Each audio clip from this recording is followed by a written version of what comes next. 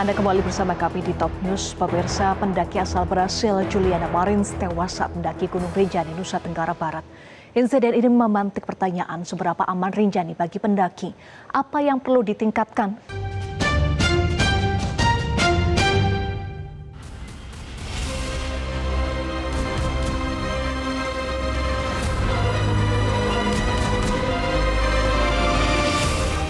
Pemirsa, inilah detik-detik evakuasi jenazah Juliana Marins dari kedalaman jurang 600 meter di Gunung Rinjani, Nusa Tenggara Barat. Evakuasi dilakukan menggunakan teknik vertical rescue yang hanya bisa dilakukan oleh personil SAR yang terlatih. Petugas bahkan terpaksa beristirahat secara menggantung atau flying camp.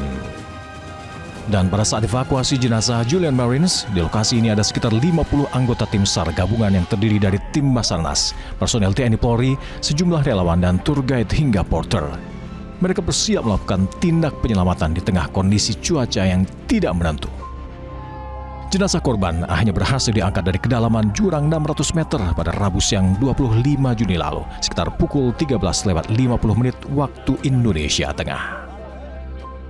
Juliana Marins merupakan pendaki asal Brazil yang melakukan pendakian pada Jumat, Sabtu dini hari 20 hingga 21 Juni 2025. Juliana berusia 27 tahun mendaki Gunung Rinjani via jalur Sembalun bersama dengan 5 wisatawan dan 1 pemandu lokal. Dan sekitar pukul 4 hingga 6.30 WITA dia merasa lelah dekat titik Cemara Nunggal dan meminta untuk berhenti beristirahat.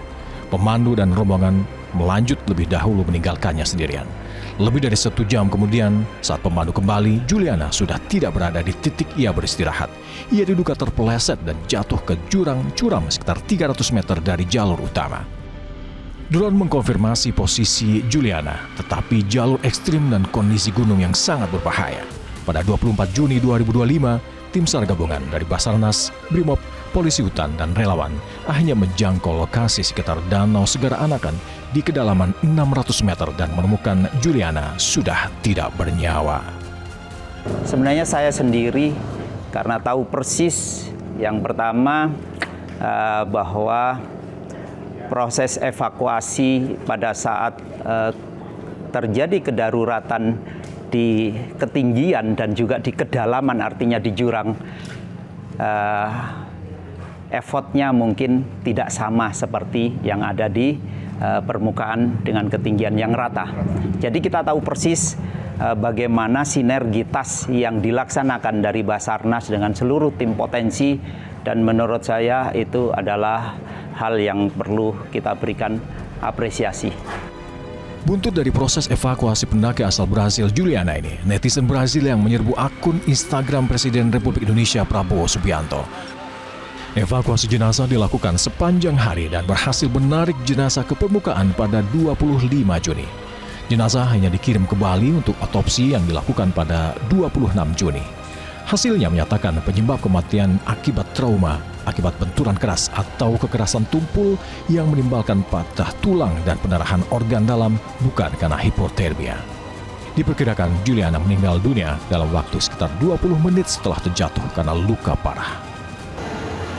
Kami tidak menemukan adanya bukti-bukti bahwa kematian itu terjadi dalam jangka waktu yang lama dari luka terjadi. Mungkin saya ulang bahwa kami tidak menemukan bukti-bukti atau tanda-tanda bahwa korban itu meninggal dalam jangka waktu yang lama dari luka-luka. Dapat kita sampaikan bahwa kematian yang terjadi pada korban itu dalam jangka waktu yang sangat singkat dari luka terjadi. Kita perkirakan paling lama 20 menit.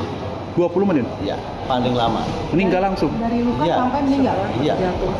Insiden Juliana Marins ini memantik pertanyaan seberapa aman sebenarnya Gunung Rinjani. Dalam 5 tahun sejak tahun 2020 hingga 2025, ada 7 kasus jatuh berat, 3 meninggal dunia, yakni pada 2020 serta pada Mei dan Juni 2025.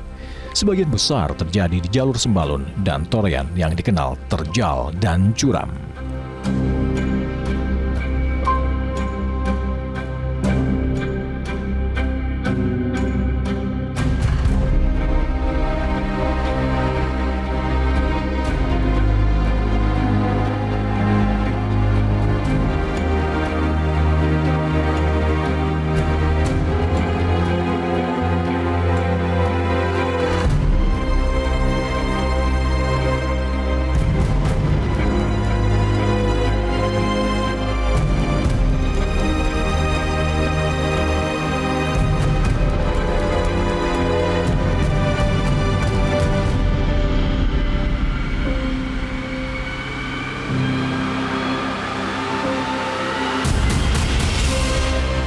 Dengan melihat data, tingkat risiko Gunung Rinjani berada di level menengah ke atas untuk gunung tropis wisata.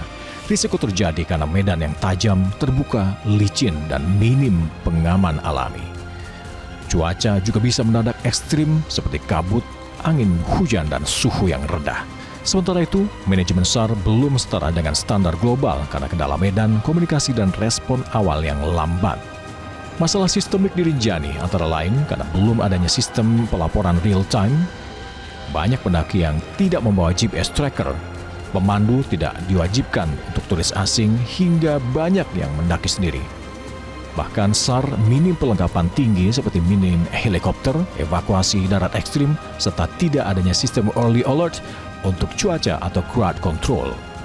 Karena itu perlu upaya perbaikan, diantaranya wajib GPS dan komunikasi satelit untuk semua pendaki luar, peningkatan pagar, dan juga pengaman di titik-titik rawan.